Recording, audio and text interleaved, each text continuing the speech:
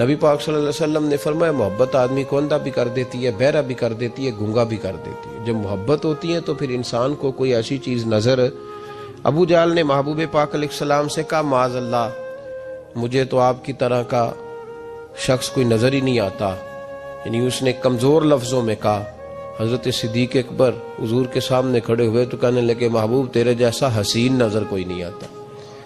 अब उसके पास चूंकि भूस था तो अपने लफ्ज़ों में बात कर रहा था, उसकी जो दिल की बात थी वो अल्फाज बन के आ चुकी थी। हज़रत सिद्दीक़ अकबर के दिल में मोहब्बत थी तो वो अपने लफ्ज़ों में बात कर रहे, अपने जुमलों में उसका इजहार कर रहे। याद रखिएगा उन्होंने उस तरह मोहब्बत की जिस तरह मोहब्बत करने का हक होता, यानी हर चीज़ ही, माल भी दे दिया, औलाद भी दे दी, सारे बच्चे नबी पाक की गुलामी पे लगा दिए, गुलाम भी सारे हुजूर के पीछे लगा दिए, बस नबी पाक की ड्यूटी करनी है। हजारों दिनार का नुकसान उठाया लेकिन नबी पाक सल्लल्लाहु अलैहि वसल्लम की गुलामी पर हर चीज़ को तरजीह दी।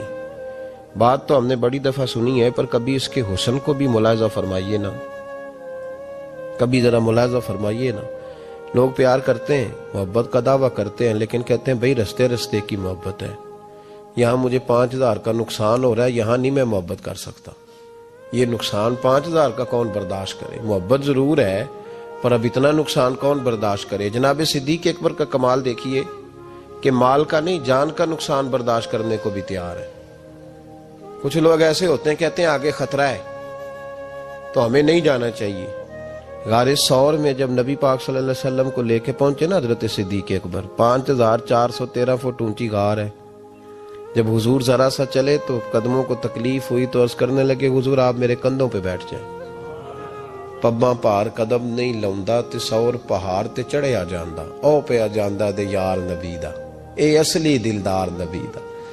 हुजूर को ले गए और जब गारे सौर पे पहुंचे तो कहने लगे हुजूर मुझे अंदर खतरा लगता है, आप ठहरे पहले मैं जाता हूँ, पहले मैं जाता हूँ। जनाब सिद्दीक़ अकबर तशरीफ ले गए और देखे ना सालों पुरानी गार पड़ी थी, इसमें बड़ा कुछ था लेकिन जनाब सिद्दीक़ अकबर ने पगड़ी फाड़ फाड़ के गार साफ की।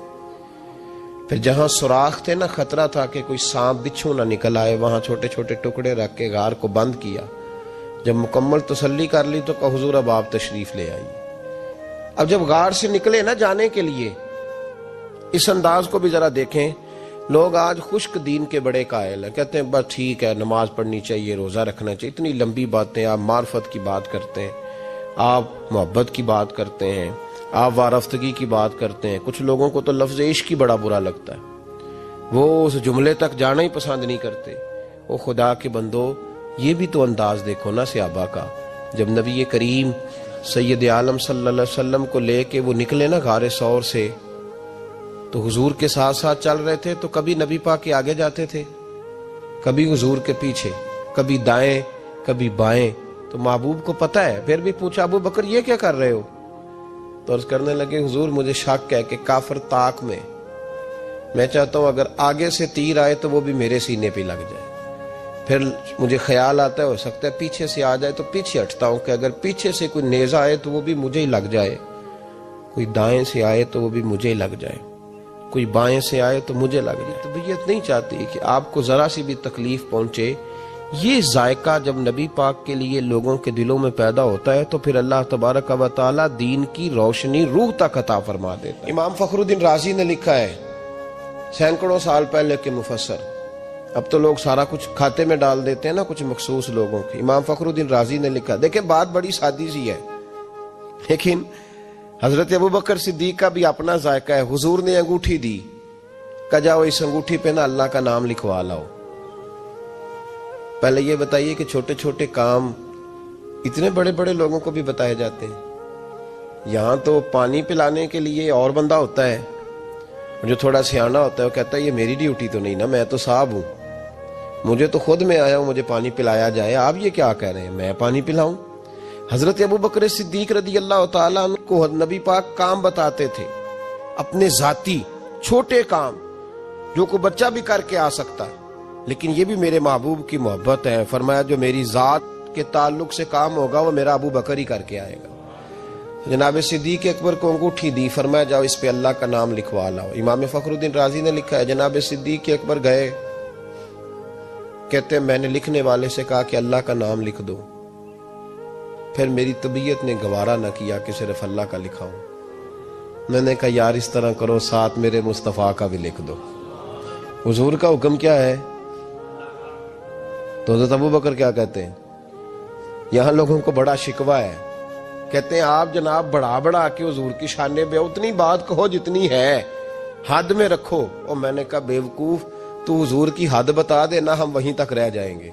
बलगल उलाबे कमाल ही कशफत दुजाबे जमाल हसनत जमीयो खिसाल सल्लू अलैहि व आले। तू हद बता, हम हद तक रहेंगे। नबी पाक सल्लल्लाहु अलैहि वसल्लम ने कहा मेरा नाम लिखो, अल्लाह का नाम लिखवाओ। जनाब सिद्दीक अकबर ने साथ हुजूर का भी लिखवा लिया। वापस लाए ना, हुजूर को अंगूठी दी तो उस पर लिखा था अल्लाह, मुहम्मद और अबू बकर। तो हुजूर ने फरमाया अबू बकर ये तूने क्या किया? मैंने कहा था अल्लाह का लिखवा ला, तू मेरा भी लिखवा लाया, अपना भी। जनाब सिद्दीक अकबर चौंक गए। इमाम फखरुद्दीन राजी ने लिखा चौंके, अर्ज करने लगे या रसूल अल्लाह, मैंने आपका नाम तो लिखवाया है, मेरी तबीयत गवारा नहीं करती थी कि अल्लाह का हो और आपका ना हो, खुदा का जिक्र करे, जिक्र मुस्तफा न करे, हमारे मुंह में हो ऐसी जुबान खुदा न करे।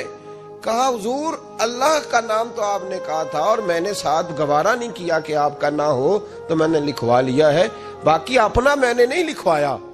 हुजूर वल्लाह मैंने नहीं लिखवाया। महबूब अभी बात सुन ही रहे थे कि जिब्रील अमीन हाजिर हो गए। अर्ज करने लगे या रसूल अल्लाह, रब फरमाता है अबू बकर गवारा नहीं करता कि मेरे नाम से आपका नाम जुदा हो, तो रब गवारा नहीं करता कि आपके नाम से अबू बकर का नाम जुदा हो। लिहाजा अबू बकर ने आपका लिखवाया है और अबू बकर का रब करीम ने लिखवा दिया है। तो भाई मोहब्बत जब ये रूप इख्तियार करती है तो आला हज़रत फिर बोल उठते हैं, फरमाते हैं अगर मुस्तफ़ा जैसा पीर कोई नहीं तो फिर अबू बकर जैसा मुरीद भी कोई नहीं। हज़रत अबू बकर सिद्दीक से किसी ने पूछा आपकी पसंद क्या है? कहने लगे एक मेरी पसंद ये है कि मेरी बेटी मुस्तफ़ा के घर में जाए और हुजूर की नौकरी करती रहे।